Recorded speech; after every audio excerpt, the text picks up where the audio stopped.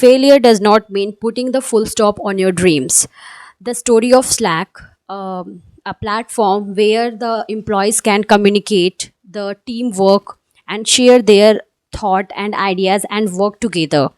There was a man whose name is Stewart Butterfield. He got his first computer when he was kid. He wanted to pursue his engineering, but due to some reasons he couldn't. But he never stopped his coding. He started whatever resources he had without no experience. He started his coding. And he went for pursue his graduation in philosophy. So after completing his graduation, his first creation was Grand Finder, a company which is launched I think in 2000. And in that company, or in that particular platform, you can find your peers with the same school and with the same colleges.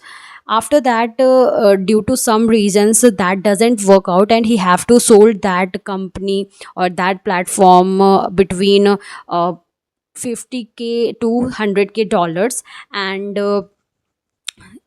he uses that money for building the next platform. So he developed a game which name is Never Ending.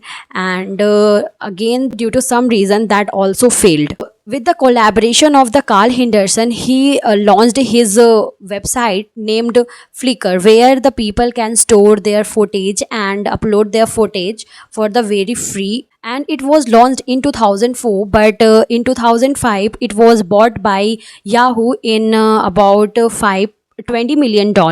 Then he again launched Glitch, the game app, and due to some reason he that also didn't worked out. So he lets go their employees to get their jobs, and he retains some employees, about 40 people. And he launched the Slack, which is the platform where people can communicate their ideas and share their thoughts with each other. And that worked really well, like a game changer. The company valued $5.1 million in 2017, and currently 750,000 organization uses Slack, and it has 38.8 million daily active users.